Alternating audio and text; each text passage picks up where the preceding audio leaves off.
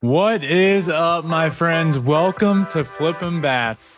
What if I were to tell you that Thursday night we got one of the best postseason games of all time, and then Friday night we did it all over again? Yankees Guardians has been absolutely phenomenal and awful at times, and crazy, and managers doing dumb things. What an incredible series that has been. We'll talk Guardians Yankees, that series, that game, game four just wrapped up. I'm recording now Friday night.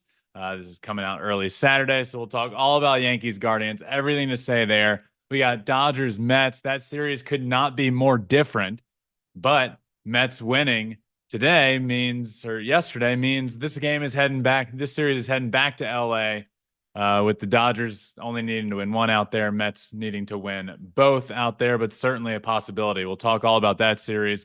And then at the end, I'm going to do the top worst managerial decisions of the championship series round, because a lot to pick from, a lot. But I'm going to narrow it down to three and pick the top three.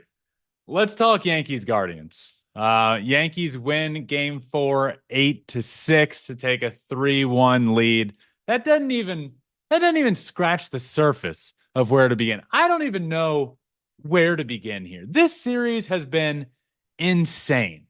We had Thursday night, Guardians climbing back into it. Big Christmas, John Kinsey Noel hitting the massive homer to tie it up late. He had Aaron Judge before that, off of Emmanuel Clase. Emmanuel Clase comes in. It was one of the best closer in the game of baseball all year long, coming in against Judge, best hitter. And big matchup there. Judge take line drive oppo, ties the game there off of Emmanuel Clase. David Fry ends up walking off that game, walk-off home run there. But let's talk about Emmanuel Clase for a second. Let's start there. Emmanuel Clase in the regular season gave up 5 runs in 74 innings. 5 runs in 74 innings. This postseason, he has given up 8 runs in 7 innings. Emmanuel Clase, the other night, gives up the homer to Aaron Judge. And then again Friday night, just gets lit up. Couple runs given up in the top of the ninth. It was 6-6 ball game going to the top of the ninth. Emmanuel Clase comes in, your dominant closer, gives it up once again. Emmanuel Clase has really, really struggled in the postseason to the tune of a 10.29 ERA. And let me say this. We heard throughout the season from multiple people who were saying it, but his own catcher, Austin Hedges, who I don't blame him for sticking up for him, but Austin Hedges himself said, to this point in his career, 200 innings, he's the greatest pitcher ever. Greatest pitcher ever. Better than Mariano Rivera. And that's a conversation that we've heard multiple times. A comparison with Mariano Rivera. Now, Emmanuel Clase the other night, Thursday night, gives up the game tying homer to Judge, did not pitch well, ends up getting bailed out by his offense late, but took to Instagram after to post an Instagram story of his hand covered in all the rings he's won. All the rings he's won throughout his life. Just wearing these rings, basically showing them off. Then the very next day, gets put back in a situation in a tie game in the 9th inning to just hold it down for his team to potentially score in the bottom of the 9th. Gets put back in that situation and gives it up again. So let me just say this. I don't ever, and I mean ever, want to hear another Mariano Rivera comparison when it comes to Emmanuel Clase. You can't do that. You can't blow a game, get bailed out by your offense, and then take to Instagram to show off everything you've done in your life, and then the very next day get put back out there and blow it again. You have a 10+ ERA in the postseason. Kerry Bonds with the Detroit Tigers hits that 3-run homer. You lose that game. Team ends up winning the series. Now in this series, you just blow game after game. Not a good look. But credit to the New York Yankees where credit is due. Phenomenal. Phenomenal job from Judge at times, Stanton at times, many times in this postseason. By the way, let's just step back. This show isn't going to be the longest victory lap, but let me take a victory lap for a second. I was ridiculed last week for saying the Yankees need to make a change. Need to make a change offensively. Get Austin Wells out of the 4-hole. He should not be hitting fourth for the New York Yankees. Giancarlo Stanton needs to be moved up. Well, that happened the very next game. You had Judge and Stanton back to back, and guess what they did? They hit back to back homers. Austin Wells sat that game, pinch hit, and I thought had the best at bat of the postseason for him. Ends up getting out, but guess what he did the very next night? Friday night, huge homer for Austin Wells, hitting down in the 8th spot. This was by no means a discredit to Austin Wells and the year that he has had. I was simply saying, get him out of the 4-hole. It is not working right now for Judge and Stanton. Him being the protection of Judge wasn't working for Judge. It wasn't working for Austin Wells. He give him the space to not have to do something, to not be the protection for Aaron Judge. And it worked out well for him. He became the first rookie catcher to ever hit a postseason home run for the New York Yankees, ever. New York Yankees end up winning a massive, massive game 4.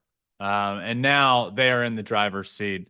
I thought a big decision in this game came when Cade Smith was on the mound. Stephen Vogt decided not to walk Giancarlo Stanton with first base open. I actually thought that was the right call. I know a lot of people said, what are you doing? You have to walk Stanton there. Look, if I'm being honest, I thought that was the right call. Why?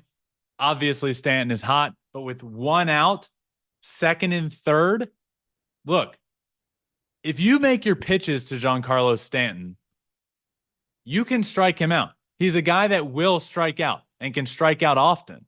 If you make your mistakes, well, he's going to do some damage. And in the postseason, he's doing more damage than not. But in that situation, when you need a strikeout, you have Cade Smith on the mound, big strikeout guy, great pitcher for you all year long. You feel confident with him. You make your pitches. You can get Stanton to swing at pitches that he shouldn't swing at. You saw it on that 0-1 pitch, the heater way out of the zone he swung at. Unfortunately, he just made a mistake and Stanton hit it out. You can't make a mistake in that situation. But I like what Vogt did there. I know he got criticized for not walking him. I like that decision to try and go at him with one of your best pitchers and get something for him to swing and miss at. Unfortunately, he made a mistake in the zone. You live with it. You go on from there. Stanton, now the second Yankees player to hit 4+ homers in a postseason multiple times. Who else did it? Reggie Jackson, Mr. October. Really good stuff from the Yankees. Really good spot in this series. Up 3-1 now in the driver's seat. Guardians, in my opinion, look, this Guardians team has been a lot of fun to watch, but unfortunately, until Jose Ramirez did have a good game Friday night, but he's been off.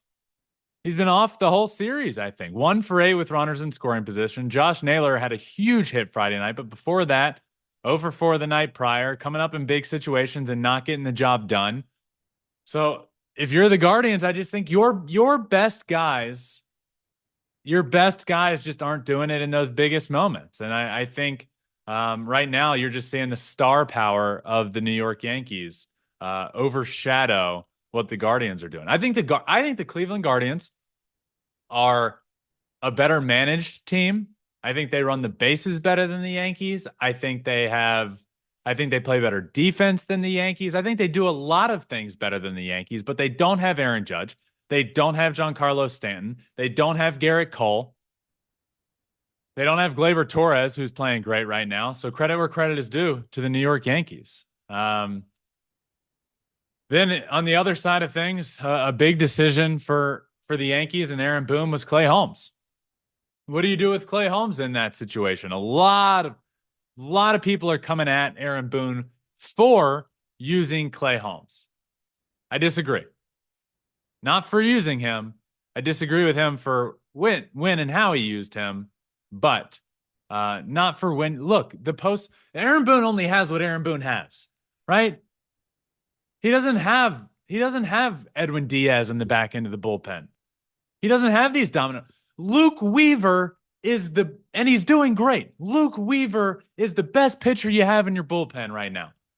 The playoffs is about turning to your hot arms and your high leverage situation. And the fact of the matter is, Clay Holmes was not good the entire second half of the year. Bad. But he was on a 15 and a third inning scoreless streak to start the playoffs.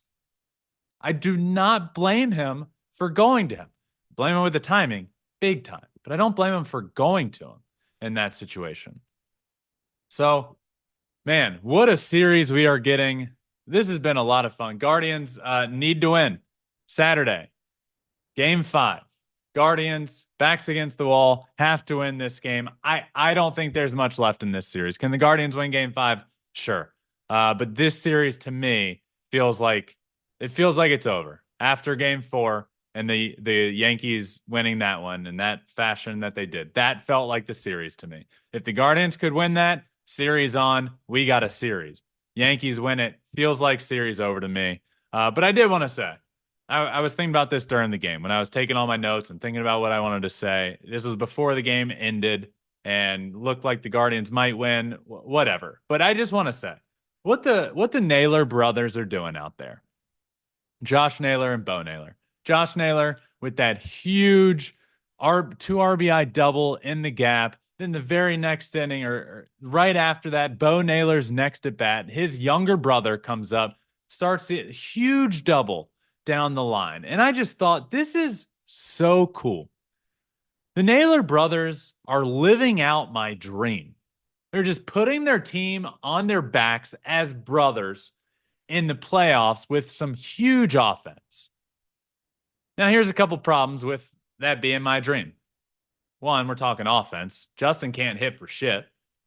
If we wanted to talk about more than just offense, I topped out at 90 on the mound. I didn't have 100 in my arm. I wasn't going to get to the big leagues as a pitcher.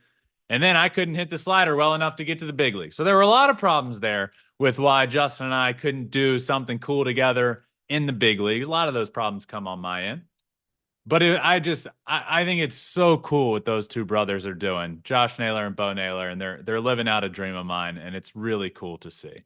So great series we are getting. We have gotten 2 of the best postseason games I've ever seen, back-to-back nights. Game 3 and Game 4, Thursday and Friday, absolutely electric. Yankees leading that series 3-1, and do play again tonight, Saturday night. They're the only game playing. Let's go talk about the other series, Mets-Dodgers. Mets-Dodgers. What a series this has been for a very different reason. All of these games have been very different. All of them seemingly have been blowouts. All the games the Dodgers won, blowouts. All the games the Mets have won, the 2 games the Mets have won, blowouts. The Dodgers have found a way to creep back into it, but mostly we're getting blowouts. And it's really, we haven't seen anything like this in terms of teams having a 4+ run lead in all of these games. So it happened early and often for the Dodgers. 30 runs through the first 4 games. That's the second most through 4 games in postseason history in a series. 3 wins of 8+ runs. That's tied for the most all time. Dodgers plus 21 run difference is the biggest ever through the first 4 games. But it's just been a really weird series. The NLCS is this NLCS is the second series in postseason history where each of the first 5 games were decided by 4+ runs. The only other series was the World Series in 1965, Twins and Dodgers. The first 6 games were decided by 4+ runs. So let's talk this game that we just saw on Friday. Huge game, obviously. New York Mets, last game at home, backs against the wall, win or go home. Mets win. Here's the key. And here's why I think the New York Mets have a chance in this series. Yes, you're going back to LA, not optimal. But the key to this game was not just squeaking out a victory and getting back to LA, right? In my opinion, if the New York Mets come out in the final game and find a way to squeak one out and they win a 3-1 ball game, and then head back to LA, you're going to lose the series. In this game today, everybody in the Mets lineup gained confidence. Francisco Alvarez, first 10 postseason games, dude had 5 hits. His last 2 postseason games, 4 hits. Starling Marte, 3 doubles on Friday. The entire team didn't strike out. First team to not strike out in a postseason game since game 2 of the 2002 World Series when the Angels did it. So that's the key for me. The confidence in this team. You get everyone with confidence, that's dangerous. That is how a team becomes dangerous. When they go back to LA, Pete is out there hitting homers. Francisco Alvarez really lengthening the lineup. Starling Marte really lengthening the lineup. Brandon Nimmo with a couple knocks. Francisco Lindor playing great. So now, on the other side, this Dodgers lineup is thriving as well. With Muncy doing what he's doing, 12 straight ABs reaching base. Tied a postseason record with Reggie Jackson. Andy Pages, 2-homer game. Tommy Edman raking. Mookie and Ohtani have gone 9 for 17 with 3 homers, 6 RBIs, 8 runs scored in the last 2 games. Shohei leading off game 4 with that homer. This has been a really fun series. Friday. So Friday became an interesting situation because it got out of hand really quick. Really quick. And a couple situations that I want to talk about. One, what Ryan Stanek did for the New York Mets coming in and getting those huge outs was big. Had never recorded more than 6 outs in a game in his career. And he ended up getting 7. Shout out Brent Honeywell as well. Dodgers needed outs. They ended up getting them. But now this series shifts back to LA. The reason that I say that the New York Mets have a chance, not just because of the offensive confidence, because Dodgers offense has a lot of confidence right now. In fact, they came back in the game. But the numbers, the statistics don't really... the statistics would shock you in terms of what they're in. Best of 7 series all time. Teams that win game 5, win down 3-1, come back to win 14 of 47 times. That's 30%.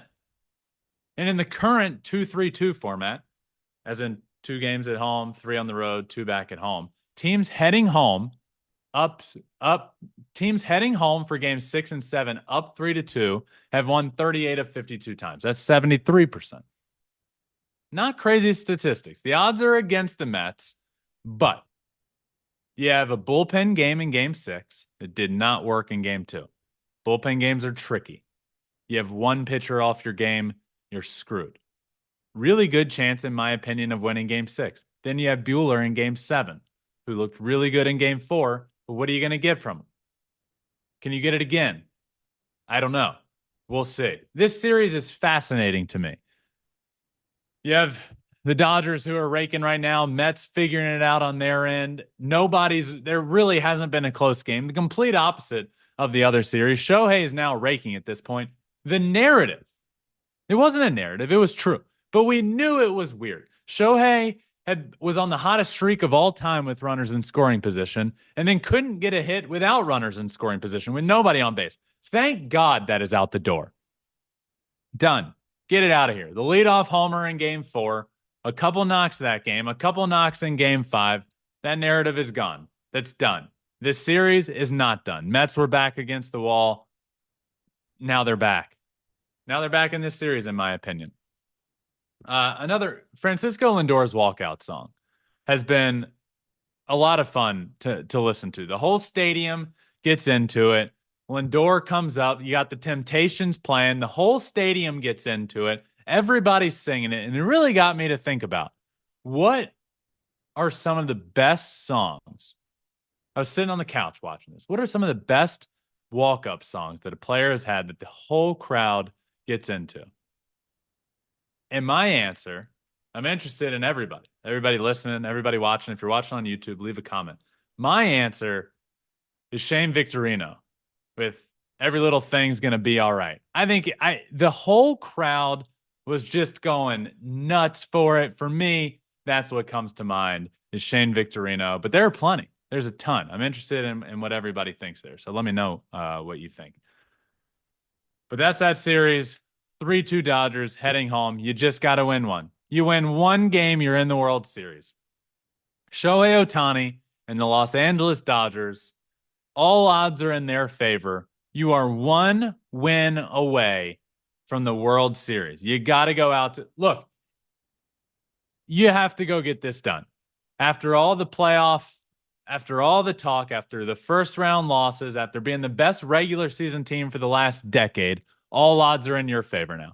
You have to go get it done. If not, it is going to be an awful look. And I know I said last week, I think this year has been Dave Roberts' best job as a manager. But to get to this point, to be one win from the World Series, going home, and I don't think Dave Roberts actually had his best game in Game 5, and I'm going to talk about that in a second. But now you're going home. Man, I don't know if Dave Roberts keeps his job if they find a way to lose this. Even after, I think, having a good year on his part. We'll see. But that leads well into what I want to talk about next. The top 3 managerial errors, managerial decisions this postseason. Top three worst managerial decisions this postseason. I'm going to start with number 3. Number 3, in my opinion, happened Friday. Aaron Boone. Aaron Boone on Friday, in my opinion, having Jazz Chisholm hit 4th. And I know I've called for change in this lineup. I know I have. But it wasn't hitting a guy that's currently batting about 100 in the postseason. Wasn't hitting him behind Aaron Judge as the protection. The night prior, you had Aaron Judge and Giancarlo Stanton go back-to-back off of a righty, back-to-back homers, saving that game. Okay? The very next night, you put Jazz Chisholm in the 4-hole. I wanted Austin Wells out. But that doesn't mean put Jazz there. Jazz isn't hitting right now. Put Anthony Rizzo there. Why are we putting Jazz Chisholm there? I thought him hitting Jazz in that spot was just awful. Just a bad decision on his part. I like Jazz Chisholm a lot. I don't think the guy's been hitting. Asking him to put more pressure on himself and be the protection behind Aaron Judge, I thought was just a really bad decision from Aaron Boone. Hit Aaron Judge and Giancarlo Stanton back to back. They're the best hitters you have. Juan Soto, Aaron Judge, Giancarlo Stanton. Hit them back to back to back. It's not rocket science. At a certain point, I don't care about the matchups. You want to claim, okay, well, you're just setting yourself up for them to bring in a righty after Juan Soto. I don't care. I would rather Giancarlo Stanton against a righty than Jazz Chisholm against that righty. Austin Wells against that righty. I don't care about matchups at a certain point. You're not the Cleveland Guardians. You don't have to do everything perfectly and match up this to this, tit for tat. You don't have to do that. You can just say, you know what? You know how we're going to beat you? We're going to go Juan Soto, Aaron Judge, Giancarlo Stanton, back to back to back in a lineup. Good luck with that. I think Aaron Boone's getting too cute with things. Cut it. Bad decision hitting Jazz there. For me, that's managerial decision number 3. Worst managerial decision of the CS, number 3. Number 2, Dave Roberts leaving Jack Flaherty in the game for as long as he did. Jack Flaherty didn't have it today. And one, it came out later that he was sick. So Dave Roberts knew that going into the game. Then he gives up some runs. And in a position where I thought he needed to come out of the game, you leave him in and he gives up a lot more runs. It almost felt to me like Dave Roberts said, you know what? Waving the white flag on this game. I need some more outs from Jack Flaherty. Go get him. This game's out of hand already. Try and keep it close. Go get him, though. We're kind of going to punt this game. You punted a playoff game. And you know what? It came back to bite you in the ass. I disagree with leaving Jack Flaherty out there. Go get him. He didn't have it today. Bring in a reliever. It doesn't have to be a high leverage guy, but a guy that maybe can get you a clean inning. And guess what the offense did? The offense went back and creeped into the game. The offense went out there and made this a ball game. But no, you left Jack Flaherty out. You hung him out to dry. You punted this game, and it came back and bit you in the ass, in my opinion. You could have won this game. But now you have to go a bullpen game in game 6. You could lose that. And then all hands off in game 7. Who knows? Who knows what happens there? All bets are off. Leaving Jack Flaherty out was a bad decision. My number 2 worst managerial decision of the championship series. Number 1. My number 1 worst decision of the CS goes to Aaron Boone and his handling of Clay Holmes in the 7th inning. Now, I don't think it was bad to have Clay Holmes pitching. I know he gave it up the night before, but at a certain point, Aaron Boone is dealing with what Aaron Boone has. You don't have Edwin Diaz back there, right? You gotta go with the hot hand. And though it hasn't been the hot hand since the second half started, since the playoffs started, he was. 15 2/3 scoreless inning streak for Clay Holmes to start the postseason. And he's got playoff stuff. He's got a mid to upper 90s sinker that's disgusting. He's got good off-speed stuff. He just hasn't been pitching. He just didn't pitch well in the second half. But it's been working in the postseason until game 3. He gives it up. Then you go to game 4. You trust in your guy again. I don't mind that. To me, the worst decision comes with not letting him start that inning. You have a guy that's been struggling since the All-Star break, and you run back out the same guy that pitched the 6th. I did not like that decision at all. Aaron Boone's handling of Clay Holmes in the 7th was brutal. Let him start the inning and let him have a clean slate. And then he once again goes out there and blows it. I don't blame him. I blame Aaron Boone for putting him in that situation. I don't think Aaron Boone has had a good last couple of games. I know there's these Aaron Boone believers out there. I wouldn't consider myself one of them. I think he's made a couple moves. I think oftentimes he makes the move. He just puts his head down and makes the moves that he thinks he's supposed to make instead of making the hard decisions. The decision to move Austin Wells out of the 4-hole. I don't care what the analytics say. I don't care. But use your eyes. It wasn't working. And I thought his decision to bring in Clay Holmes in the middle of an inning was a terrible, terrible decision. His handling of the bullpen as a whole has been abysmal. Again, I know you only got what you got out there. There's only but so much he can do. But I don't think he's been using it well lately. I think he's tried to blow the last couple of games. But they end up walking away. He ends up fine. Now they're going to get the series back home unless they win it on the road here. Things are fine for the Yankees. The Yankees are going to win this series. But Aaron Boone tried to give it away there in game 4. That, to me, has been the number 1 worst managerial decision of the CS round, is Aaron Boone's handling of the bullpen from the 7th inning later in the last couple games. So, number 3, Jazz hitting behind Aaron Judge in game 4. Number 2, Dave Roberts leaving Jack Flaherty in for too long. And number 1, Aaron Boone's handling of Clay Holmes and the rest of the bullpen from the 7th inning on. Those are my top managerial worst decisions of the CS round. Before we finish up, let's do some fan questions. This segment is sponsored by Go Sleeves, new friend of the pod, new sponsor of the pod. I love Go Sleeves. It is why I have partnered with them and want to partner with them. If I had them when I was playing, here it is right here. Go Sleeve. I wear it every day after I golf, after I play tennis. I wish I had it after I was playing baseball because it really does help. It is the only thing on the market that has the Kinesio tape inside of the compression sleeve. It is huge. If you play baseball, if you golf, if you have a knee injury, if you have a leg injury, and that's just where this begins, it will creep into the shoulder stuff as well. They're working on that. I'm so excited for all that. But regardless, if you have an injury, Go Sleeves, and go to gosleeves.com/Verlander for 15% off of anything. Just scope it out. Check it out. Great, great stuff. Fan questions. Here we go. Number 1, this one comes from Justin Gunnell. Will the Tigers spend this offseason? And my answer to that is, Justin, I sure as hell hope so. If they don't spend this offseason, after a couple off seasons of me begging for them to spend, the pitching is ready. The pitching is ready. You have the manager. You have the pitching. Now go spend. It's been offseason after offseason of not doing what needed to be done. And if they don't do it this offseason, I'm gonna throw a fit. That's what I'm gonna do. I'm gonna come on here and I'm gonna throw a fit.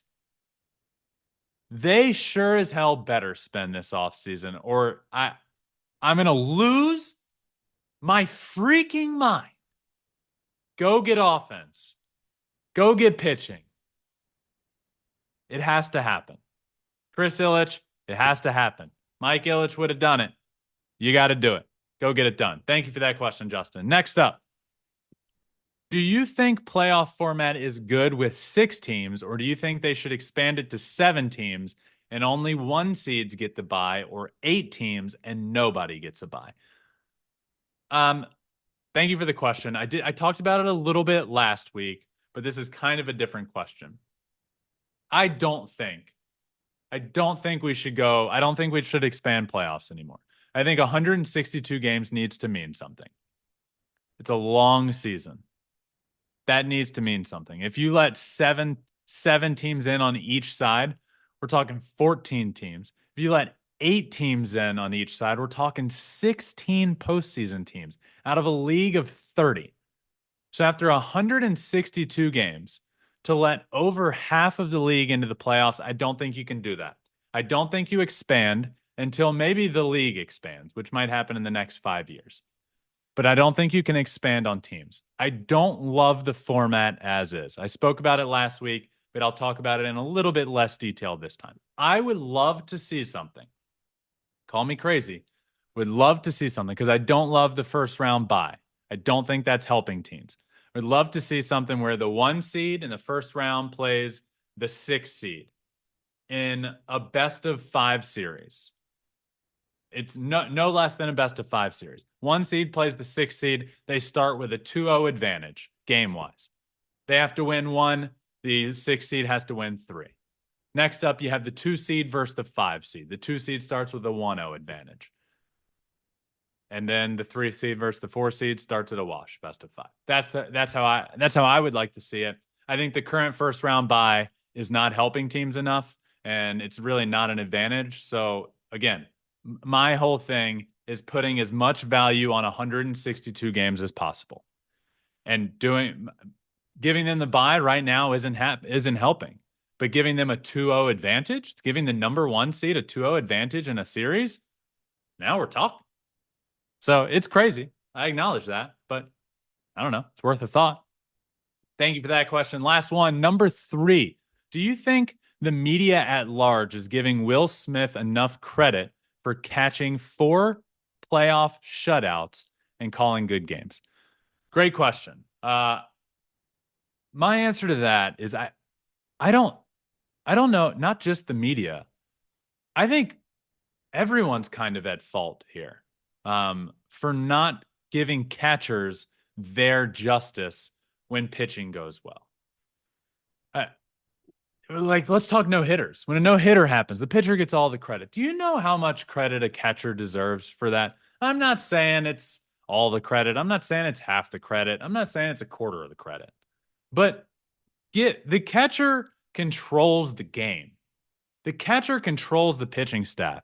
For a pitcher to throw a no-hitter, him and the catcher have to be lockstep the entire time. Catcher calling a good game. So to answer your question, no. I don't think the media is giving Will Smith enough credit. I don't think fans of baseball are giving Will Smith enough credit for the games he's calling behind the plate. I think the catcher deserves a ton of credit, more credit than anybody gives them when pitching goes well. Pitchers deserve credit, obviously. They're the ones doing it. But Will Smith back there deserves a ton of credit, and I don't think is getting enough. So great question. Thank you for all those questions. What a great show. What a great playoffs we're getting right now. We got 2 series that are now, you have 3-1 Yankees, game 5 tonight. You have 3-2 Dodgers. That series is heading back to LA. Just great stuff all around. I'm loving this. If you haven't, go listen to the Smoltz episode that just came out. We're doing Smoltz now. I'm just interviewing. Obviously, Smoltz is on call for Dodgers Mets. I'm getting that interview done whenever we can schedule it. And it's typically during the week. That episode just came out. John Smoltz has just been dropping so much knowledge. I love talking to him. That episode just came out. So if you're done listening to this one, go back and listen to him. It's a 15-minute episode. Always great. But I love you guys. I appreciate you all for listening. Make sure if you're listening to a podcast, subscribe. That really helps. It's free to do so. Apple, Spotify, wherever. Rate it a 5-star review. If you're watching on our YouTube channel at Flippin' Bats Pod, leave a comment. Like the video. Make sure you subscribe there as well. I love hopping in the comments and talking to you all. It's one of my favorite things about doing this because I love this community. I love you all. I love these playoffs. They have been fantastic. Enjoy the weekend of baseball. We're getting a game tonight. We're getting a game tomorrow, potentially game 7s, who knows, but I've loved every second of this, and we will be back at the beginning of next week to break down everything that has happened over the weekend. But I appreciate you all for listening. Again, make sure you subscribe, follow everywhere you want to. And remember, until next time, my friends, find your bat and flip it. Peace.